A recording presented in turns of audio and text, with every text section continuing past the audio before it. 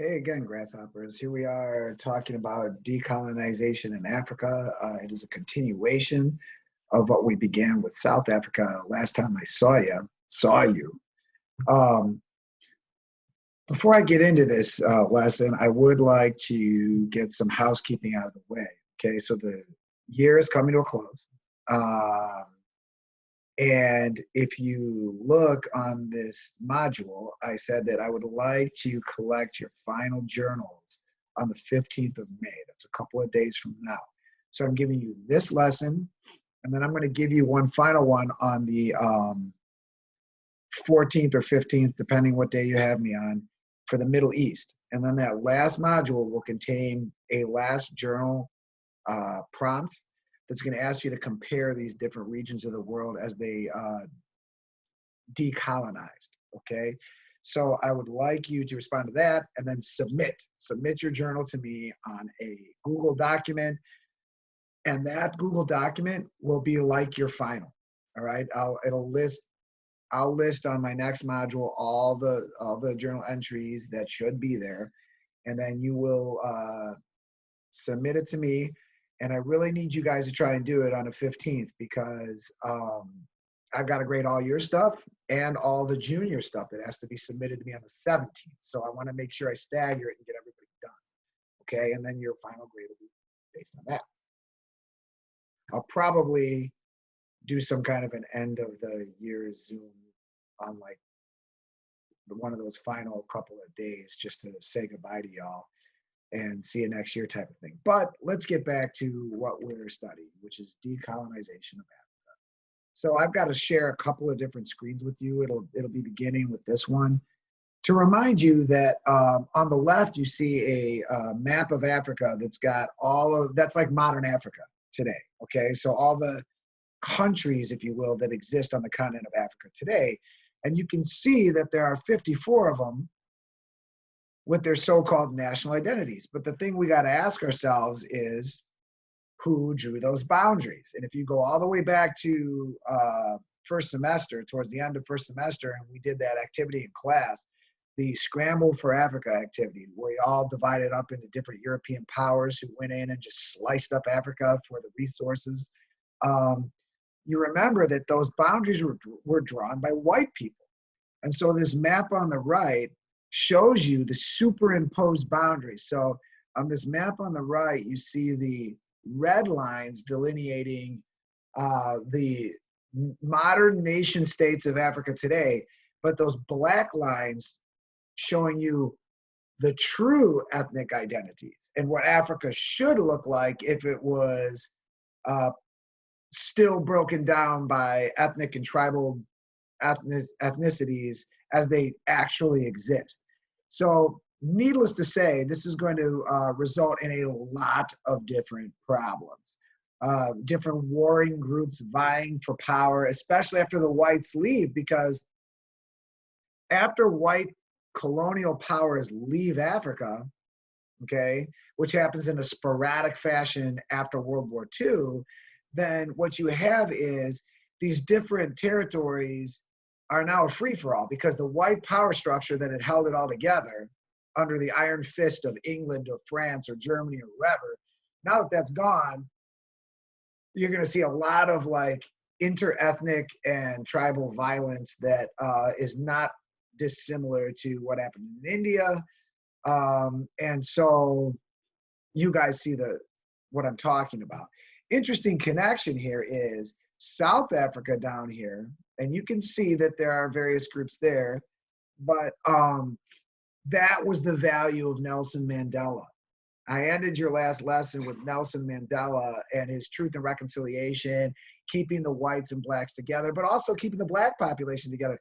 Nelson Mandela made sure it worked in South Africa so that South Africa could go forward. And I'm not saying that South Africa doesn't have its problems today, because it does, but significantly less than a place, for example, like Somalia. And I'm moving my cursor here to Somalia, which is on the so-called Horn of Africa, which after the white powers left there, which I believe were France and Italy, I want to say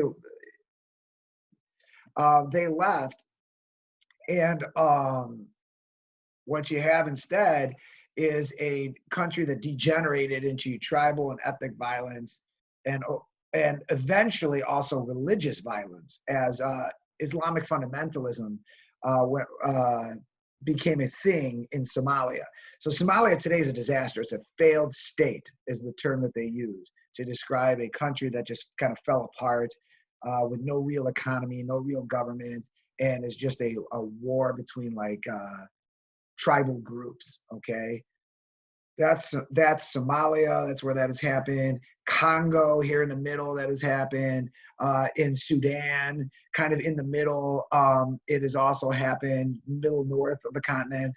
So there are many areas that have kind of devolved into failed states after the white powers left, because the original white power threw all these groups together that didn't, coalesce with each other, and it's a mess. Okay, so let me stop sharing on this and switch to a different screen for you guys to look at. And this is the other thing that you guys have. So I asked you to click on both links. And the first one was that map, and the second one is this right here. And you can see that I cut it down into different problems. And all of these were going to go with a film I was going to show you guys in class. If you're interested in the film I was going to show you in class, the film is called Blood Diamond. And many of the issues that you see in here are discussed in that film. That film lays out a lot of the problems that you see in Sub-Saharan Africa, using the case of Sierra Leone, which is a former British colony that after England left in the 1960s, did okay for a while, but then devolved into the type of violence and tribal fighting over economic resources and control of the government that is what I just described to you earlier. Okay, so a lot of these problems that I'm going to outlay in this presentation are true of many different countries in Sub-Saharan Africa after decolonization. Okay, so realize this is in many places, and that's how I kind of organize this for you. Okay, as you look at it, so you see that one of the big problems is child soldiers, and that was a real that really kind of got people's attention in the late 1990s and early 2000s.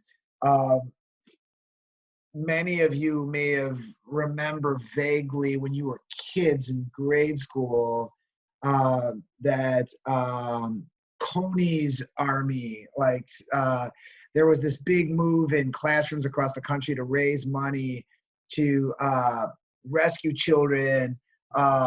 This guy named Coney, who was operating in Central Africa and created his own private army of largely children to do his bidding, because it was a power struggle.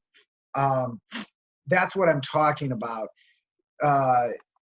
These children are taken from their families in these villages in the interior of Africa, and they're used by these warlords who are trying to either control the government or control an important resource like diamonds or gold. And they give these kids weapons at a very young age and give them drugs or a sense of importance in the tribal group. And these are children that largely have no real life to look forward to. The countries that they live in are failed states, so there's no economic structure they can depend on. There's no educational structure they can depend on. So a lot of these kids are wandering youth that these unscrupulous warlords kind of scoop up into their groups, right? And they brainwash them. They put them through an indoctrination process where it desensitizes them towards violence and towards cruelty, and turns them into essentially robots to be used by these warlords. Okay, and it happens in several places in Africa: Sudan, happens in Somalia, it happens in Congo, it happens in Sierra Leone, right? A lot of these different places. And here you see these images of these children. How old is this kid, right? I mean, he's probably not more than 10 years old, carrying an AK-47 there. And it also reminds you guys that, you know, how does this kid even have access to this weapon? And that is a byproduct of the Cold War. One of the places that the Soviets and the United States struggled for influence over is Africa. And so both the Soviets and the United States poured weapons into Africa to try and support governments in an attempt to get that government to choose their side. So the Soviets poured weapons in, hoping that certain countries would like have a relationship with them during the Cold War.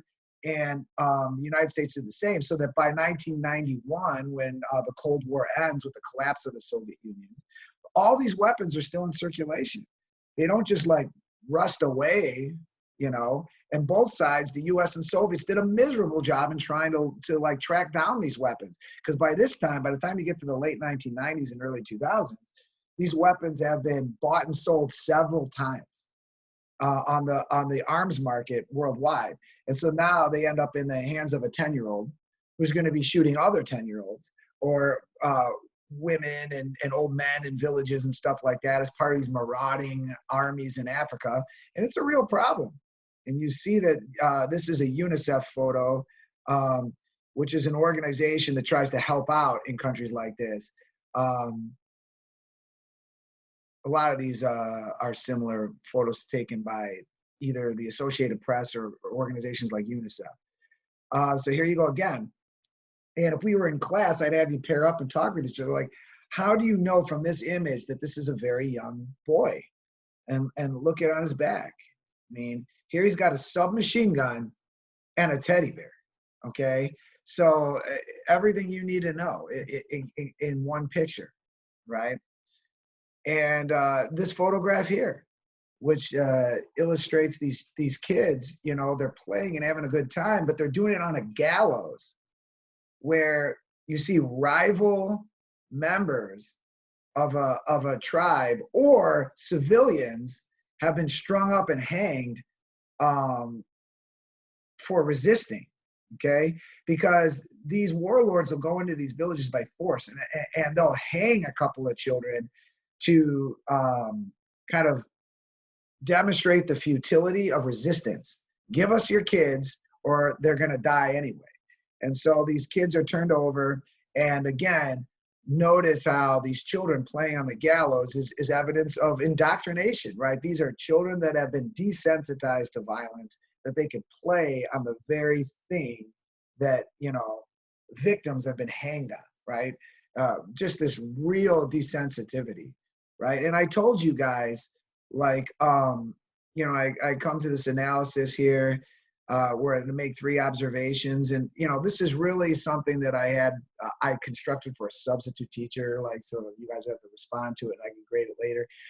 Or in class, I would break and have you guys talk to each other about observations of how these children seem to be affected by all of this. Remember the discussions we had about young men coming back from World War I and what we called shell shock, and how, you know, the things these guys have seen follow them when the war is over. So even when the conflicts end in these areas of the world in Africa, you got a lot of children, you got hundreds of thousands of children that have to be reprogrammed, right? They have to be taught how to be normal again. And even if the violence does end, you got all these kids that are just psychological victims of this process. It's no good, you know. You got hundreds of thousands, you know. Meanwhile, you got problem 2 here, which is human trafficking, and human sex trafficking gets a lot of headlines today. But you also see human trafficking in terms of forced labor. And in Africa, it's a real problem, especially in places like diamond mines, where these are civilians that have been captured by these warlords who are seeking to control these mines that used to be products of the government that used to be controlled by white people. So now these resources are turned over to the local governments who don't have the firepower to hold off some of these warlords, and they'll come in and they'll take slaves, literally, from local villages and stuff and force them to work in these mines for diamonds and gold and whatnot. Okay. That's where the term blood diamond comes from, because these diamonds will be mined and then sold on the black market, and then they'll flood the legitimate diamond market, so they get mixed in with legitimate diamonds and sold around the world, and people don't know. So the real fear was, are you buying a blood diamond? And after this became caught the attention of the world community and the UN in the late 90s, early 2000s, they developed a process by which these blood diamonds could be, you could trace them, even though it's a very, very, very inaccurate process. But at least there's a process that exists to try and trace legitimate diamonds, so that a customer can buy a diamond for their fiance or something, and you at least have a shot of it not being an illegal diamond that cost somebody their life or cost somebody a limb, as in this case. A lot of these warlords, as they sought out these resources, when they would take slaves, they would often cut off people's limbs. It's a throwback, if you guys remember, to what the Belgians used to do to people in the Congo under Leopold, where Leopold the Third, I think that guy's name was, who would control Congo for Belgium, and they would take slaves and cut off limbs as a message to, like, it is futile to resist, so don't even try. Well, the warlords in the late 90s, early 2000s in Africa did the same thing. Yeah, and they would intimidate the villagers into being slaves or to serving in their militaries, and then use the diamonds that they would mine using civilians like this to finance their weapons, etc., make themselves rich.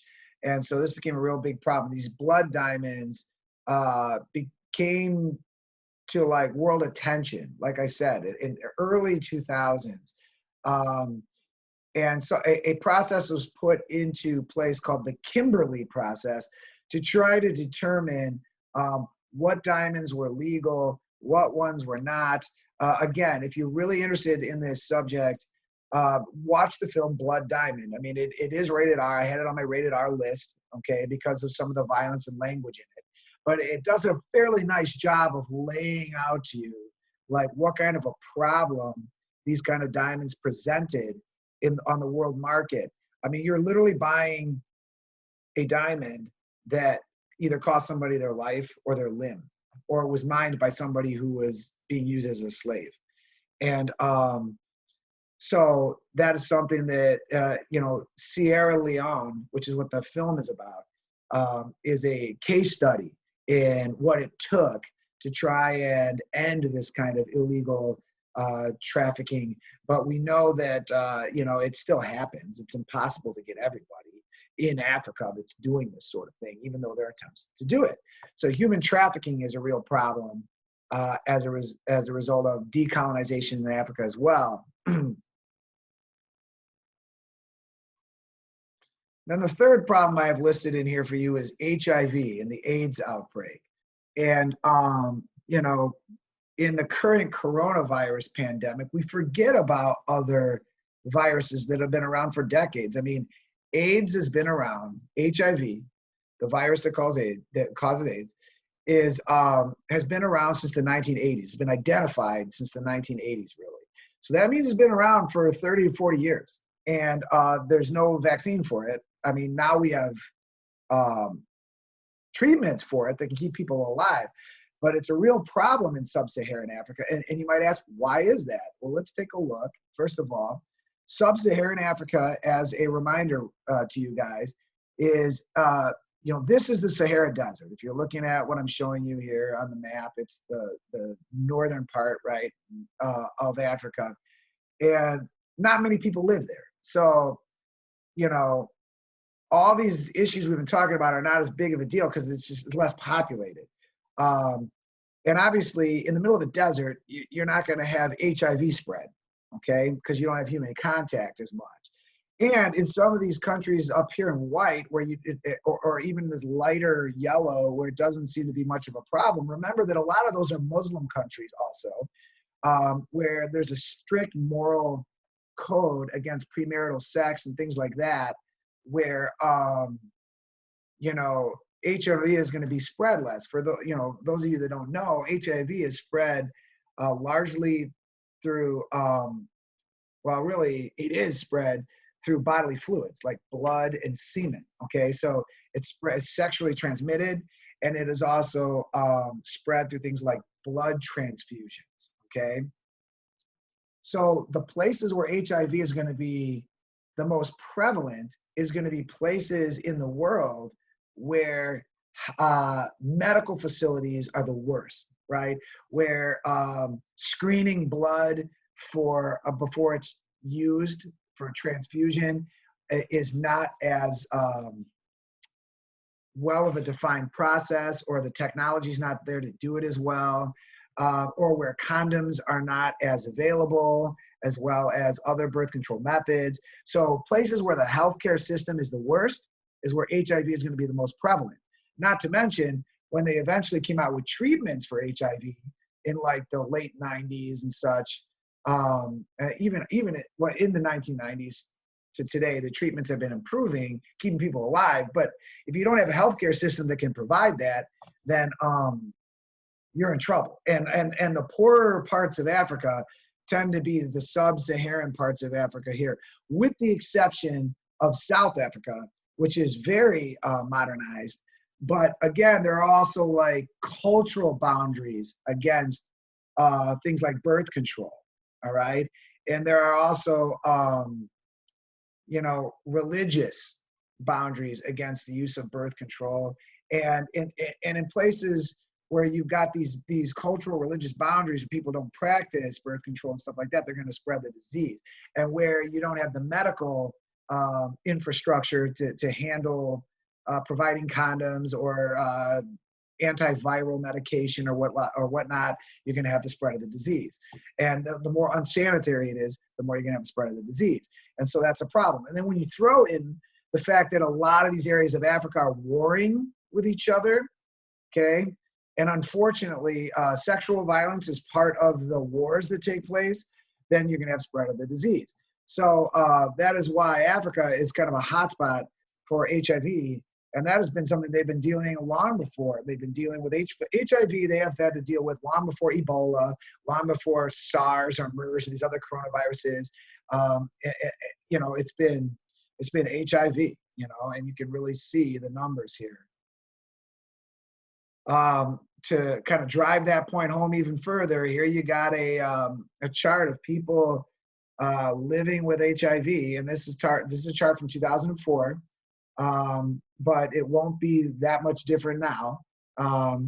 That the places that have the worst spread of HIV have been the poorest places in the world: Africa, Southeast Asia, Latin America. Okay, whereas you got smaller numbers in places like Western Europe and in North America, the United States. I mean, these are significantly smaller numbers. Because of the technology difference and the healthcare difference, okay? Bottom line, the poorer you are, the more you're gonna suffer from things like HIV, et cetera. And we're even seeing that today with the coronavirus, which disproportionately targets people, even in the United States, in poorer neighborhoods. Like, why is there a disproportionate of Black and Latino people getting the coronavirus? Because they live in neighborhoods that are poorer, where social distancing is more difficult, in apartments and things like that, and where the healthcare is not as good. So this is no different from AIDS. And I had this picture here from Cape Town, South Africa, right, where awareness has raised in recent decades over this, as it continues to be a problem. And there's a little analysis and stuff that I had you think about. And the last problem that you see is religious terrorism. This is very recent. This is like in the last decade. Okay, so 2010 to today, you see an uptick in religious terrorism in Africa because global terrorist groups like ISIS, for example, all right, or Al Qaeda and Al Shabaab and groups like that. These are radical, usually Muslim fundamentalists, okay, that are waging a war on terror that has now reached places like Africa, not just the Middle East, okay? They're recruiting in places like Africa. And the first thing we got to ask ourselves is why? And that is key for you guys to understand this. And it's something I drove home to you at the beginning of the year when we first talked about the world religions. Fundamentalism, no matter what it looks like, Christian fundamentalism, Islamic fundamentalism, or even Jewish fundamentalism, has a breeding ground in poverty. Wherever there is poverty and desperation and lack of quality government and educational structures, you're going to have terrorism because people are going to turn to extremism, to fundamentalism as a way to solve their problems, okay? And so Islamic terrorism is going to, just like any terrorism, is going to catch on in the places of the world that are the most desperate and poverty-stricken, okay? So the problem is not Islam per se. The problem is poverty and desperation. And so you see these Muslim terrorist groups in these places in Africa that are some of the poorest places in the world, okay? And you see groups like Boko Haram here and Al Shabaab, right? And ISIS that find their in routes to because they can exploit the poverty that's there and recruit people to this cause because people are desperate and what else have they got going for them, okay? And because they're desperate, they don't mind becoming martyred for a cause like this extreme version of Islam that most Muslims do not adhere to. But like it appeals to those who are poor and desperate. And that's what you see with these terrorist attacks and kidnappings and whatnot in Africa. That's still a problem. The US has had several operations over the last decade in Africa trying to track these groups down, for example. And here's kind of the face of it, you know. A lot of you guys picture Islamic terrorism and you picture like Middle Eastern looking people, right? But these are African people. They're black, right? And it just shows you that this crosses cultures, it crosses boundaries. But again, I can't emphasize enough, it's not Islam. That's the problem. It's the poverty and the desperation and the lack of help that a lot of these places are facing after the Western white powers left, right? And said, okay, fend for yourselves now. And this is a problem that is produced by that. By these factors, okay, and this desperation, okay? So that kind of ends my presentation today on Sub-Saharan Africa. You see these problems. Keep this all in mind as we go into the last region of the world, which is the Middle East, and we look at modern conflicts there that are stemming from issues of decolonization, and that's when you guys will be writing your last journal entry. So, you know, thank you guys, and I'll see you for a final lesson later this week.